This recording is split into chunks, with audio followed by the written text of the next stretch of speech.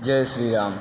कथामृत रसस्वाद कुशलः शौनको ब्रवीत। जब भी आप कथामृत श्रवण करने के लिए बैठें तो अनभिज्ञ बन जाना चाहिए कि जैसे हमसे कुछ आता ही ना हो, चाहे हमें सब कुछ आता हो फिर भी अनभिज्ञ हो जाना चाहिए। शौनक जी महाराज जब कथामृत श्रवण करते थे तो सूत जी महाराज पंचवर्षीय व्यासपीठ पर सुशोभित हो रहे थे और शौनक जी महाराज वयोवृद्ध विद्वान थे, वृद्ध भी थे और बहुत बड़े विद्वान थे, फिर भी अनभिज्ञ होकर के कथामृत श्रवण करते थे। अब जैसे हनुमान जी महाराज से बड़ा विद्वान कौन होगा, फिर भी जब कथामृत श्रवण करते हैं तो राम कथा सुनी बैको रसिया, राम लखन सीता मन बसिया।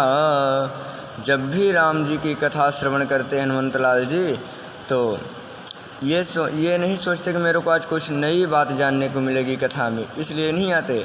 कथा से राम जी से इतना अनुराग है, इतना स्नेह है कि राम कथा श्रवण करने के लिए हनुमान जी महाराज आते हैं और भगवान को हृदय में बसा कर श्रवण करते हैं। तो हनुमान जी महाराज से बड़ा विद्वान कौन होगा, फिर भी आकर के श्रवण कर रहे हैं।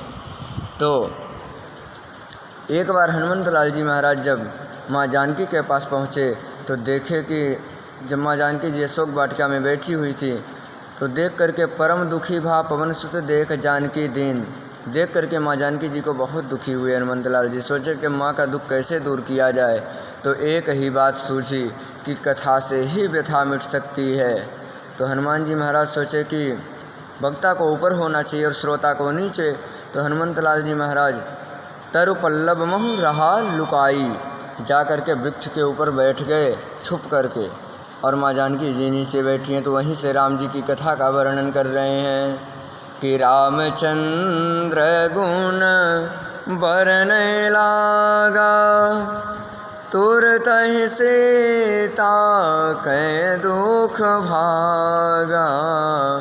ऐसी सुंदर राम कथा श्रवण करा दी माँ जानकी जी को कि माँ जानकी जी का सारा दुख तत्क्षण भाग गया, तुरंत भाग गया। और कथा भी वही है जो जीव की व्यथा मिटा दे। तो हनुमान जी महाराज से बड़ा विद्वान कौन होगा, ज्ञानी नामक अग्रगण्यम। सारे संसार में ज्ञानियों में अग्र हैं, यानी नंबर 1। जय श्री राम।